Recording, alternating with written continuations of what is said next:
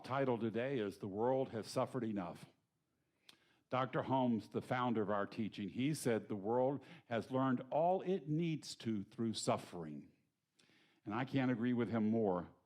Although even this morning when you turned on the news, you see more disturbance going on in the world. He said, Dr. Holmes said that if we want peace, we've got to collectively practice it in our hearts, in our own souls. If we want peace in the world, we have to practice peace in our hearts. And I think a lot of that we can help that by being careful of the influences we have coming into our lives. And so we have to be careful about the negativity we find or the turmoil we allow in. I have a relative, I'm sure most of you have someone similar in your life, and she loves to share bad news. If anybody has died, she's going to be the first to tell you. And sometimes she calls me up and tell me about people who've died who I've never even met, don't even know. And so you can also tell she enjoys it a little bit. She got on this jag a couple of months ago that she needed to convince me that I had to have my heart checked out. She's having heart problems of her own, and so I suppose that she thought it was rude not to share it with me. And she would start off by reminding me that my father had had a heart attack while he was still a young man. And she would also emphasize that it runs in the family. I thought, well, if it runs in the family, open up the back door and let it run out. We don't have to sit down and make tea with it. Now, as I said, she said my dad had had a heart attack. Well, never mind that my dad ate fatback in almost every meal he had. If you don't know what fatback is, it's what Southerners ate during the Depression to keep from starving. And it's just as delicious and as healthy as it sounds, fatback. Anyway, so this family member, she was in Florida. She was going to the Mayo Clinic for her heart condition. She turned against them because she thought they were a bunch of quacks. Quacks. Because they had the gall to tell her that if she was worried about her heart, she could eat a little more vegetables, some fruit, and get a bit of exercise. How dare they? How dare they? So she moved up to Cincinnati to go to the Mayo Clinic up there. Cincinnati. Cincinnati is like Lakeland with less charm and more snow. You know, the motto of Cincinnati is, well, at least we're not Dayton.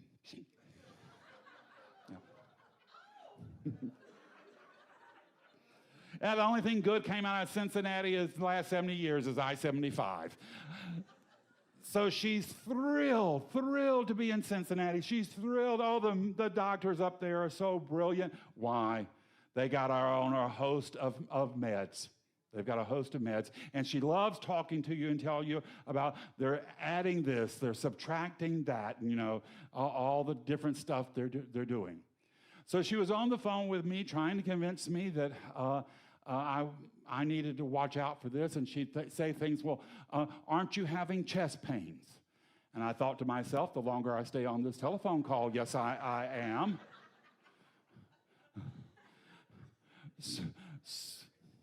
So I finally gave in. I went and had all the checks, you know, where they plaster these things off of you and then rip them off with all your chest hair. And come to find out I'm in perfect shape. The doctor was like, you don't have any problem at all. You won't have any problem. So how is it that two people with relatively similar DNA, similar lifestyles, one has a problem, the other one doesn't? Well, there are many explanations, but one thing I can say is that she enjoys her condition. She enjoys it. She talks about it. She wants to share about it. She wants to share with you how brilliant the doctors are with her, how they share information with her that they don't share with just regular patients. They do it for her because she's so informed. You know, she's so keen on the disease. And that's very important for her, that they're taking that extra interest in her heart. She's enthusiastic about her illness.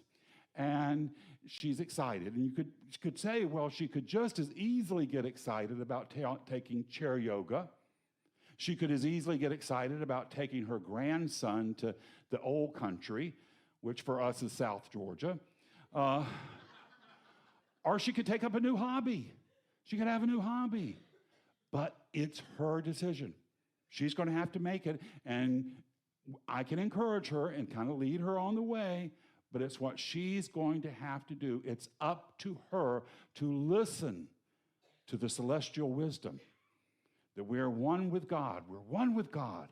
And we're here to experience God's blessings, God's love, and God's compassion. We have suffered enough. We've suffered enough. Dr. Holmes says eventually we are all going to learn that human bondage is an invention of ignorance. He says we're all going to one day free ourselves. And he says on our journey, we will look back at our prison and realize it had no locks, it had no doors, it had no windows.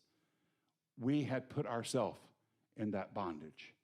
And we have to free ourselves.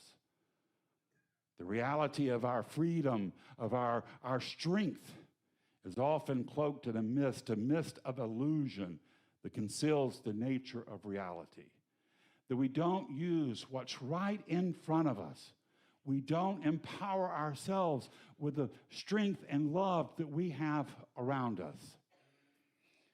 Yesterday, I did a memorial service for a young man who had died of an overdose. And this room was packed with people who had loved him and had such wonderful memories of him. They talked about how much joy he brought into their life, how much fun he had brought into their lives, how much they were going to really miss him. And I wondered if in his life he could have felt that, if he could have felt how much of an impact he was making on the world, on his family and friends, if that would have maybe given him a little bit more strength against his struggles. He didn't know how much he helped by being here, how much joy he brought, and how much he was loved. And this is for all of us. We all have to realize we have made a huge impact on the people around us. We have to step up and know we are channels of God's blessings right where we are.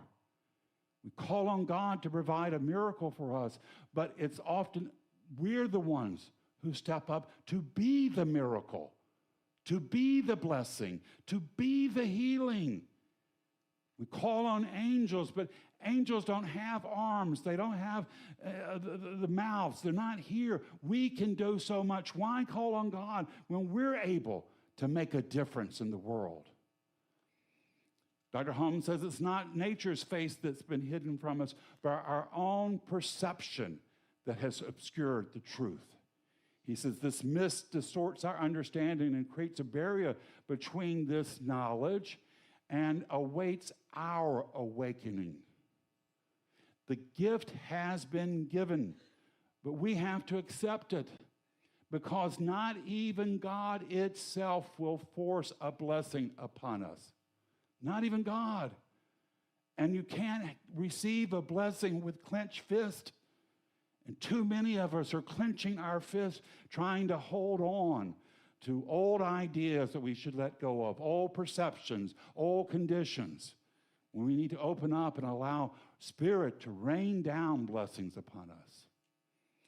I had to take my car into the dealership, and the only appointment that had was 8 o'clock Monday morning.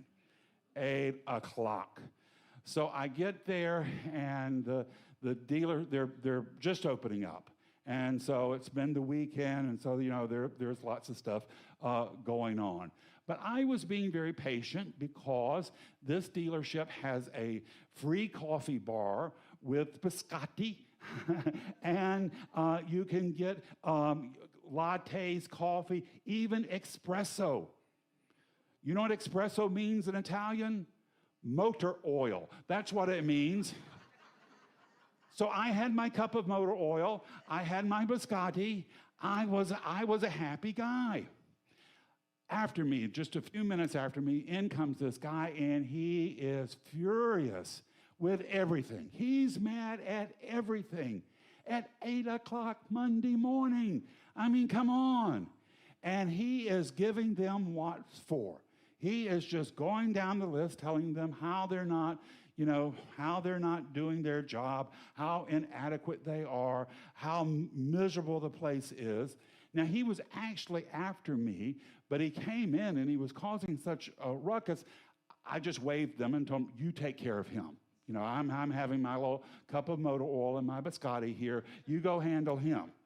And so sure enough, they called him up. He needed a loaner car. They called down to Enterprise. He was really angry because they didn't have the loaner car there waiting on him. Enterprise was trying to clean the cars that had come in from the weekend. Finally, they called back and said, well, we have a Ford, a smaller Ford that's available for him. And they drove him down. He was complaining about that they had to drive him down there. It was only half a block away, but he was angry about that. So when I got to the desk, the guy was taking my information, and they realized I was going to need a car too. And he's like, well, I can't send you down to Enterprise. They're all out of cars. He says, so what I'll do for you, I'll give you one of our loaner cars. By the way, it's brand new. It's only got 6 miles on it. I got a brand new Lincoln to drive around. Here's the thing. That was supposed to be his car. If everything had worked out, that would have been the car he was using, but instead, it came to me. Life wants to work out for us. Life wants to work out for you, but we allow this frustration, we allow our tension, we allow the news of the world to overwhelm us, and we get ourselves so frustrated that we put up barriers for how blessings can come to us. All of the world is conspiring to bring you the best life possible, the life of more joy, of more health, of more friendship, where you're laughing so hard you have to catch your breath, of dance and music and dinners. All of the world conspires for this, but we can block it when we just make the decision that we don't want that happiness. We don't want that joy. Rather, we'd prefer to stew in our misery and complain and to try to drag as many people around us down. We want to lift our eyes up to a new knowing for ourselves. We're one with God. God is good. We're here to live in love and joy and happiness. We're here to be love and joy and happiness. We're here to be God's blessing in the physical. And we can do it. And when we do, we're going to step into that great glory of life. We're going to step into our meaning and purpose. We're going to know who we are and whose we are. And at that point, then the rest of the world kind of falls away. We know we're about our Father's business, our mother's business. And we won't let the turmoil in the world confuse us so much. We won't be worried about it so much. We will know where we are and where we're moving to, and that we have this guide, this loving parent that's providing a space for us, providing a path for us. This journey begins with a conscious decision to see beyond what the world is showing us, to question our assumptions and beliefs, and to look for a greater knowing for ourselves, an openness to possibilities, that there's more to life than meets the eye. Walt Whitman, the famous poet, he said there's more going on in your life than what's between the top of your head and the soles of your feet. It's our choice to decide, what is that going on in life? Is it the world and the universe conspiring to bring us love, joy, and happiness? Or is it everybody conspiring to make our life as miserable as possible? We make that choice, and when you make that choice and you go out into the world, the universe will reflect back to you. It will reflect back love and joy, health and prosperity. It can also reflect back to you frustration, turmoil, anger. And the world has plenty of that. It's got that in spades. So it's ours to lift our eyes, to have a faith that our growth of knowledge depends upon our accepting of the truth of who we are and our place in the universe. You have a right to be here. You're a child of the Most High. You're on a mission from God. And Spirit is so grateful that you came here. Spirit is so grateful that you're here and that you're willing to love after you've had your heart broken. You're willing to try when you've not succeeded in the past. When you're willing to move out into courage. Spirit is grateful that we are on this journey. And this knowing doesn't just come as a sudden event, but it's a gradual process of expanding our thinking and attuning ourselves to the deeper truth of our experience. Dr. Holmes says you have to restore a childlike attitude of mind, one that's open, curious, and unburdened by doubt. Jesus said the same thing. You've got to become like little children, open and curious. And we must return to the time when our world was filled with wonder. The roadside roses spoke to us. The birds sang a song of joy. You know, in our household, we harbor a terrorist in our midst. There she is. But she is convinced the world loves her. She's convinced the world loves her. Even the little miniature bulldog that snaps at her, she pays him no attention because she thinks she's adorable. She thinks she's the best thing that's ever come along. And you know what? The world pretty much agrees with her. Even though she's a terrorist when she gets hold of some toilet paper, the world agrees with her. That's the attitude we should take. We are wonderful. Do you know how amazing it is that we came to life? The Buddha said the chances for us coming to life, if you took one gold ring and if you took it and you threw it out in all the oceans of the world, there's only one dolphin swimming all those oceans. The chances for that one dolphin and that one gold ring, for it to swim through that one gold ring, that's the chances of you coming to life. God spoke you into existence. God called you by name from stardust so you could get here. And it did not envision you coming here living in lack and limitation. Spirit knows none of those things. You are here to be an angel, a beacon, a blast of God's love, of God's happiness and joy and love and prosperity and wonder. You are here to be amazed. You are here to be awed with how much God loves you. And the journey has just begun. We want to start with this childlike wonder. Dr. Holmes says the wonder of when an artist paints a saint and he paints an aura around the saint. He said, these are the eyes we have to see through. He says, Spirit speaks to us in the thunder, the crashing waves, the laughing of children. Its voice echoes through every aspect of nature. Its presence is felt in every mother's nurturing touch. The whole world whispers its name. It is the offer, it is the offering, and it is the flame. We are to be on the high watch because in the least moments, Dr. Holmes says, this divine knowing can flood our seeking souls and remind us that we are part of the greater whole, that we are here to experience God's goodness. We are here to be God's goodness. We're here to make the world a better place because we have come here. That's how powerful you are. You don't need to be afraid of no one. You need to be afraid of no thing. You have come from the Most High, and there is no barrier. There is no blockage. There is no fear you need to take heart in. You are greater than all of that. You are mightier than all of that. In Scripture, it says you can look at the mountain and say, mountain be moved, and the mountain will be gone. This morning, too many of us have made a mountain out of the turmoil of the world.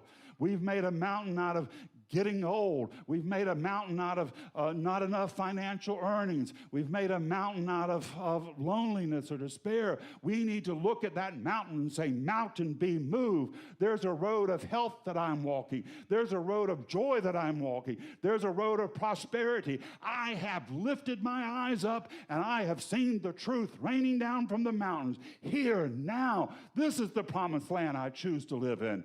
This is the truth in your life this morning. It's the truth in mine, and so it is.